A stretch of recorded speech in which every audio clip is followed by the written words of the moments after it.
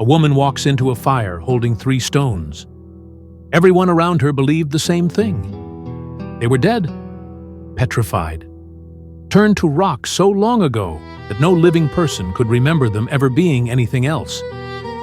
She laid them beside blood, death, and flame. When the fire burned down, 3 living dragons were sitting in the ashes. Those stones were dragon eggs. So what is a dragon egg? Welcome to Westeros Within, where we journey into forgotten ages, hidden legends, and ancient mysteries. A dragon egg is about the size of a large melon, though far heavier than it looks. In the hand, it feels less like a shell than a carved piece of the earth itself. Its surface is scaled, ridged, and streaked with color, each one different from the next. Black veined with scarlet, deep green shot through with bronze, pale cream touched with gold. No two are ever quite alike. To most people, they are objects of beauty. But beauty is the least strange thing about them. Even when called petrified, dragon eggs do not always seem truly dead. Daenerys Targaryen felt warmth from hers before anyone else noticed anything unusual, as though something inside had not ended, only fallen silent. And that is the mystery that follows every dragon egg wherever it goes. When an egg turns to stone, is it dead or waiting? For centuries, the Targaryens kept dragons on Dragonstone, where the heat of the Dragonmont and the volcanic caverns beneath it created the perfect place for dragons to nest. Eggs were gathered, guarded, and sometimes placed in the cradles of royal children. It became a custom among the Targaryens, a sign that the bond between dragon and rider might begin almost from birth.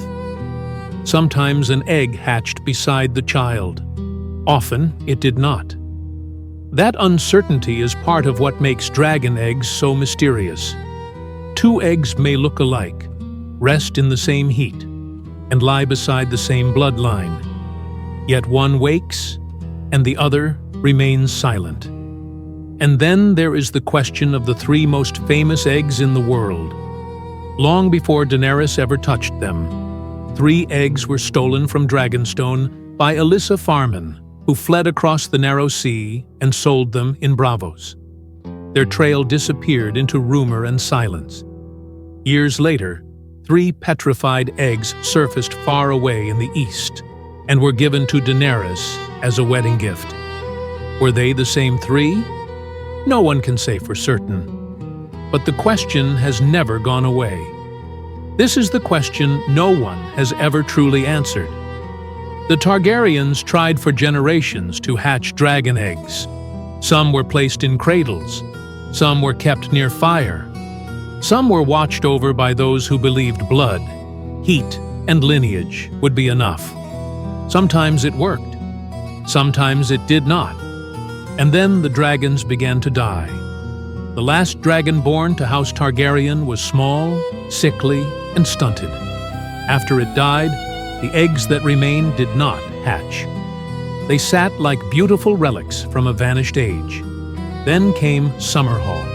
King Aegon V, desperate to bring dragons back into the world, attempted something there. The details were lost in fire and ruin, but the outcome was clear. Summerhall burned, the king died, and no dragon was born. That failure matters because it tells us something important. Dragon eggs cannot simply be forced awake. There is no single fire hot enough, no desire strong enough, no crown powerful enough. Whatever wakes a dragon is more mysterious than that.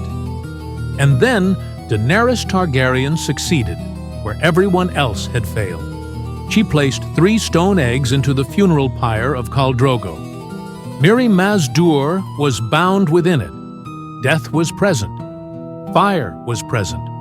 Blood was present. And then Daenerys walked into the flames herself. Not to command them, not exactly to conquer them, but to give herself to something larger than fear.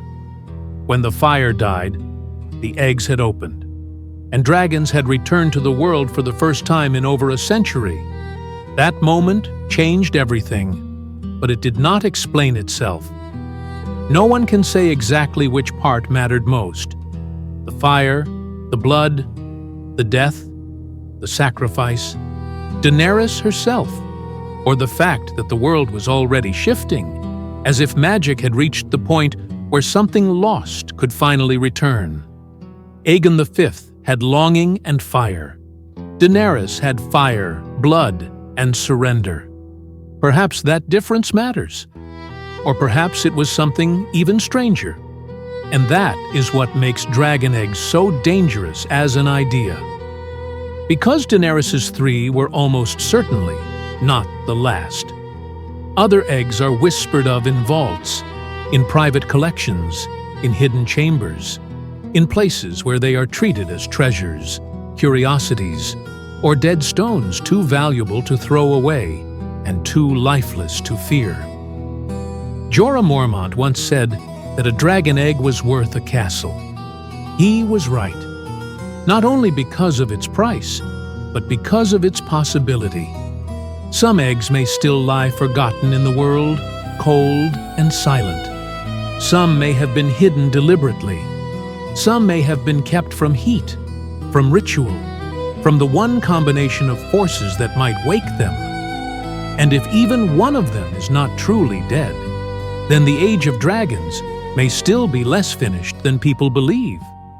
That is the deepest mystery of all. Not where dragon eggs come from, not how much they are worth, but what it really takes to wake one. Fire alone is not enough. Summerhall proved that. Blood alone is not enough. Lineage alone is not enough. Something else has to align. Something that cannot be commanded. Something that feels almost like timing, sacrifice, and magic folding together into one impossible moment. And that is why a dragon egg is more than a relic. It is a threshold, a sealed door between an age when dragons ruled the sky and a world that has not quite finished calling them back. So when people say a dragon egg has turned to stone, perhaps that is true. But stone is not always death. Sometimes it is sleep. If you want more secrets uncovered from the world of Westeros, subscribe and stay with us. And tell me in the comments, do you think dragon eggs choose when to hatch? Or do they need something the world itself must provide? Westeros Within. The stories they never told you.